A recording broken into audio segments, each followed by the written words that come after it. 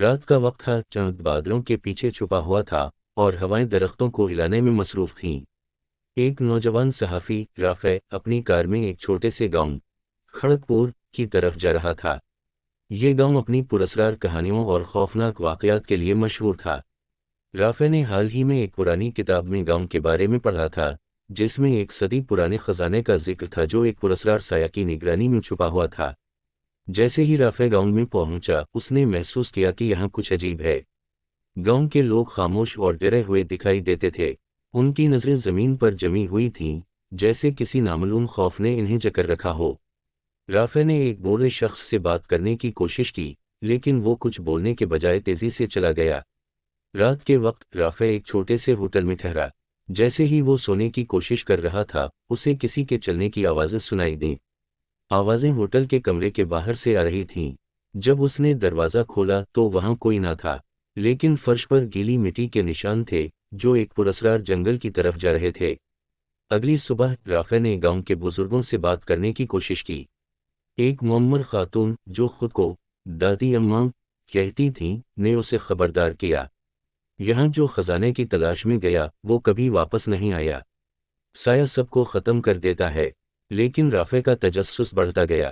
اس نے رات کے وقت جنگل جانے کا فیصلہ کیا، جہاں وہ گیلی مٹی کے نشانوں کے پیچھے جانے کا ارادہ رکھتا تھا۔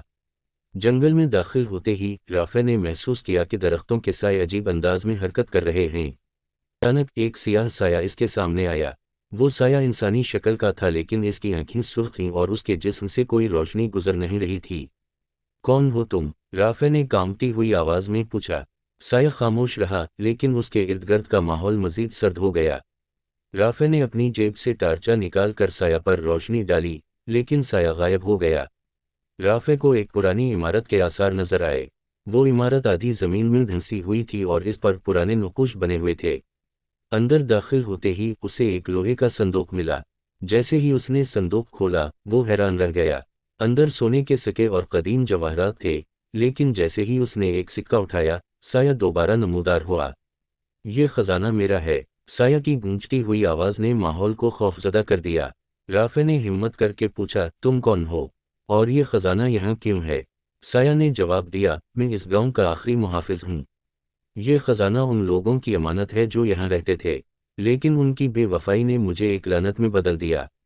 جو بھی اسے چوری کرنے کی کوشش کرتا ہے، وہ میری قید میں آ جاتا ہے۔ رافع نے فوراً خزانہ واپس رکھا اور کہا، مجھے معاف کر دو، میں یہاں صرف حقیقت جاننے آیا تھا۔ سایہ نے ایک لمحے کے لیے غور کیا اور پھر کہا، یہاں سے چلے جاؤ اور دوبارہ کبھی مت آنا۔ رافع تیزی سے گاؤں سے نکل آیا، لیکن اس کا دل ابھی بھی اس راز سے بھرا ہوا تھا کہ سایہ آخر کون تھا اور اس کا انجام کیا ہوا۔